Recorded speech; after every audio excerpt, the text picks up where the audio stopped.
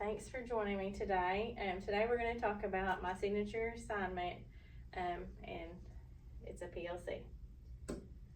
Okay, so I'm going to start out with my vision. My personal vision for being a literacy specialist is to help foster the love of reading and writing to all young learners. I would also like to help provide them with the foundational skills they need to explore the world around them.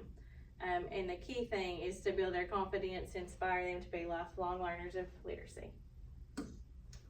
Here's the agenda page. Talked about my vision. Next, we're going to do a reflection activity. We're going to explore what the project is all about.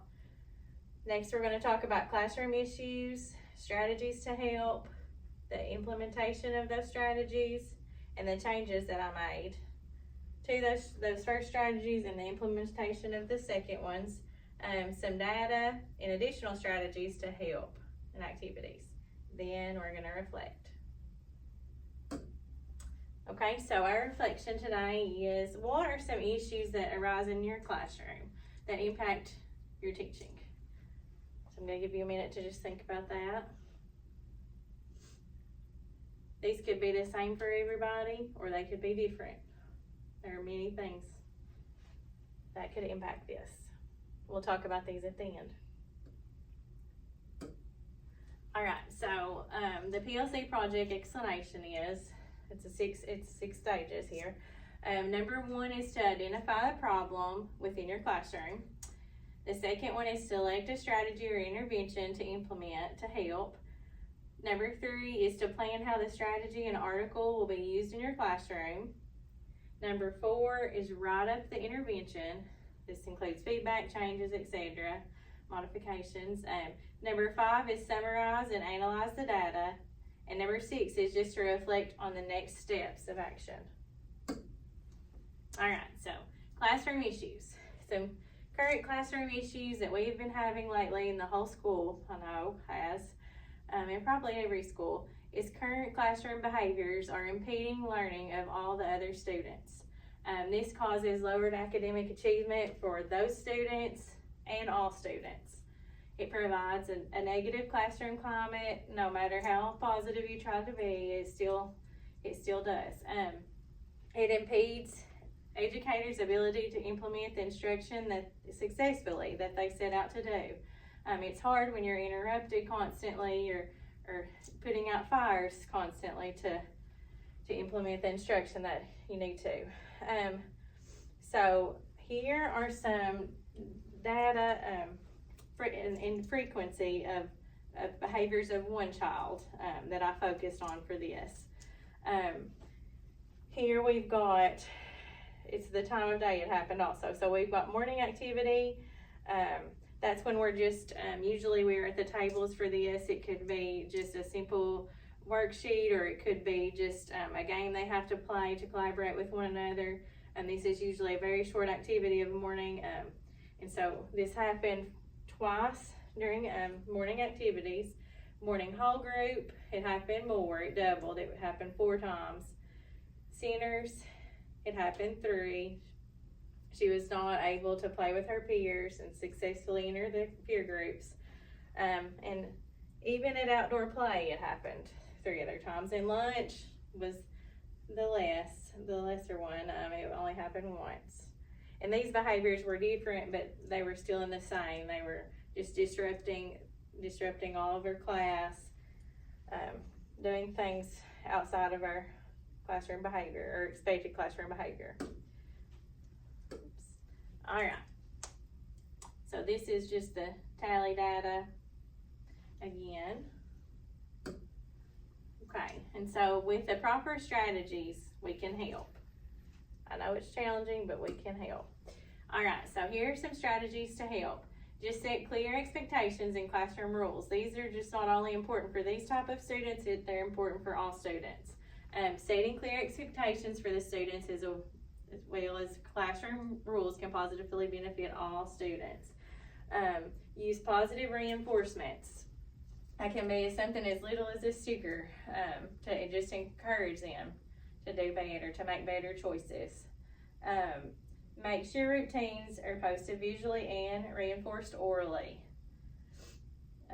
Let's see, supporting activities.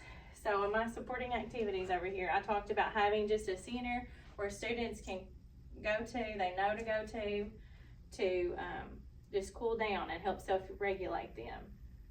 And giving them breaks, and that kind of goes along with our centers, just giving them breaks. If you have an assistant in your room and they have time to just walk the child around the school, you know, just one lap or something, just to help regulate that child and be able to refocus when they come back to class.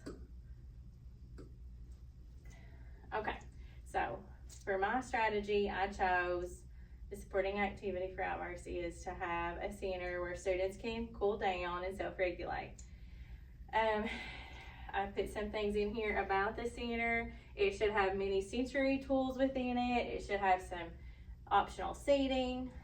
It should be isolated in a part of your room that is very quiet. It shouldn't be out in the middle of your room where there's a lot of traffic and loud noise. And it should be comfortable and welcoming to the children. They should want to go there and be able to help self-regulate.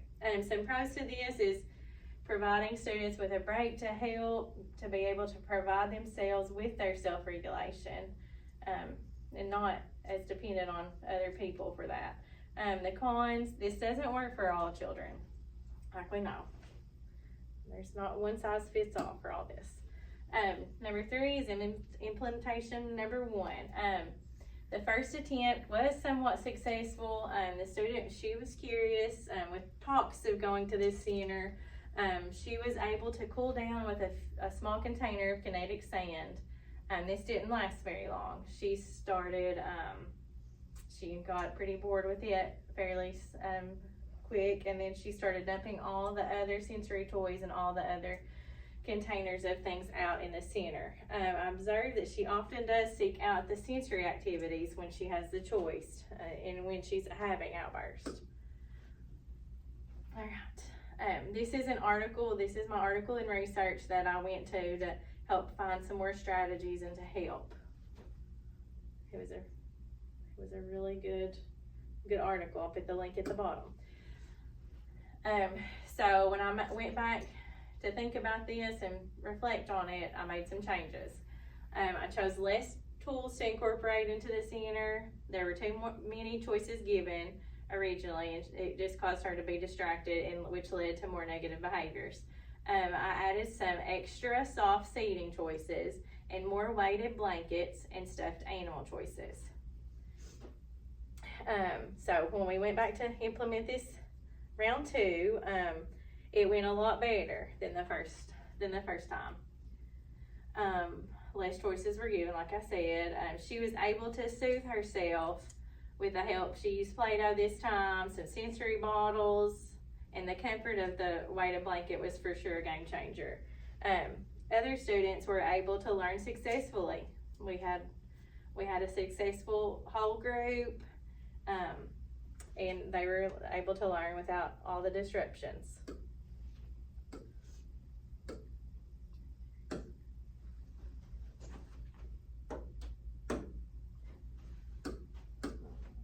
Here we go.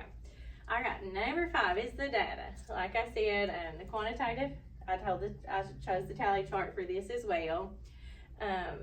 So here I did the same kind of thing. I wrote the tally marks down for the children that were able to learn during the whole group at this time. So according to the simple tally chart I conducted after the implementation of the strategies used for the one student, children were able to learn the material that we discussed in class.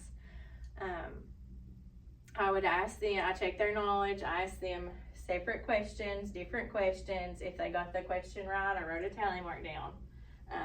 And the majority of the class, they understood the lesson and they processed it. They were able to process it. All right, and here on this slide, I put some different choices for additional activities. Our students always love the poppets. These were a big hit a few years ago when we had some sensory needs, and both of these have been really successful in the classroom.